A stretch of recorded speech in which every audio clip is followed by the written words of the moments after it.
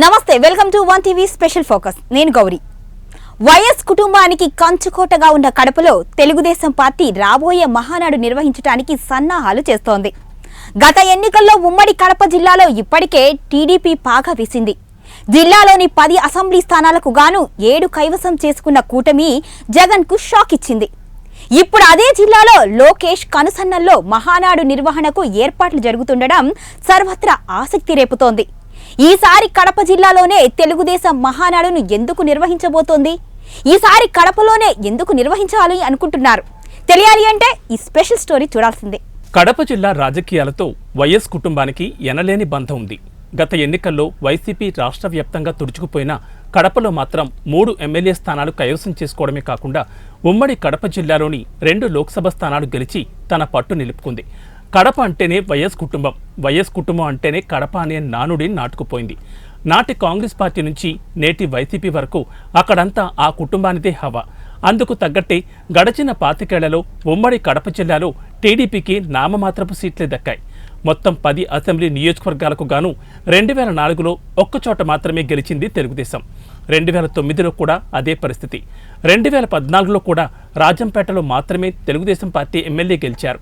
ఇక 2019కి వచ్చేసరికి మొత్తం 10కి 10 సీట్లు దక్కించుకుని క్లీన్ స్వీప్ చేసింది వైసీపీ. కానీ గత ఎన్నికల్లో మాత్రం సీన్ మారిపోయింది. 2024 అసెంబ్లీ ఎన్నికల్లో ఊహించని విధంగా పుంజుకుంది టీడీపీ. ఉమ్మడి కడప జిల్లాలోని 10 స్థానాలకు గాను 7 చోట్ల కూటమి ఎమ్మెల్యేలు గెలిచారు. గత ఎన్నికల్లో ఉమ్మడి కడప జిల్లాలో టీడీపీ 5, బీజేపీ 1, జనసేన 1 చొప్పున అసెంబ్లీ స్థానాలు కైవసం చేసుకున్నాయి. మొట్టమొదటిసారిగా జిల్లాలో బీజేపీ, జనసేన బోణి కొట్టాయి. రాష్ట్రంలో అధికారం రావడం ఒక ఎత్తు అయితే కడప జిల్లాలో టీడీపీ సత్తా చాటుకోవడం మరో ఎత్తు అంటున్నారు తెలుగుదేశం శ్రేణులు. జగన్ అడ్డాలో ఏకంగా 7 ఎమ్మెల్యే సీట్లు కొట్టి సత్తా చాటామని, ఇక ఈ పట్టు తగ్గకుండా చూసుకోవాలని డిసైడ్ అయినట్లు తెలుస్తోంది. అలా పట్టు నిలుపుకునే క్రమంలోనే ఈసారి టీడీపీ మహానాడును కడపలో పెట్టాలని నిర్ణయించినట్లు తెలుస్తోంది. తెలుగుదేశం ఆవిర్భావం తర్వాత ఒక్కసారి కూడా కడపలో మహానాడు నిర్వహించలేదు. దాంతో ఇప్పుడు మొదటిసారిగా కడప జిల్లాలో పెట్టడమే కాకుండా వైసీపీ అడ్డాలో తమ బలాన్ని నిరూపించుకోవాలని అనుకుంటున్నారట టీడీపీ పెద్దలు. కడపలో మహానాడు నిర్వహించాలని పార్టీ పొలిట్ బ్యూరో నిర్ణయించడం వెనుక రీజన్ ఇదేనని చెప్పుకుంటున్నాయి టీడీపీ వర్గాలు. కడప లాంటి జిల్లాలో కూటమి 7 సీట్లు గెలవడంతో స్థానిక ఎమ్మెల్యేలకు కూడా అదే స్థాయి ప్రాధాన్యం ఇవ్వాలనుకుంటున్నట్లు తెలుస్తోంది. రాయచోటి ఎమ్మెల్యే రాంప్రసాద్ రెడ్డికి మంత్రి పదవి దక్కింది. మరో 3 ఎమ్మెల్యేలను ప్రభుత్వ విప్ పదవులు వరించాయి. కేవలం నాయకులతో సరిపెట్టకుండా రాయలసీమలోని పార్టీ కార్యకర్తలకు కూడా భరోసా కల్పించాలన్న ప్లాన్లో ఉందట టీడీపీ అధిష్టానం. కడప జిల్లాలో మొట్టమొదటిసారిగా కని విని ఎరుగని రీతిలో టీడీపీ మహానాడు నిర్వహించాలి అనుకుంటున్నట్లు సమాచారం.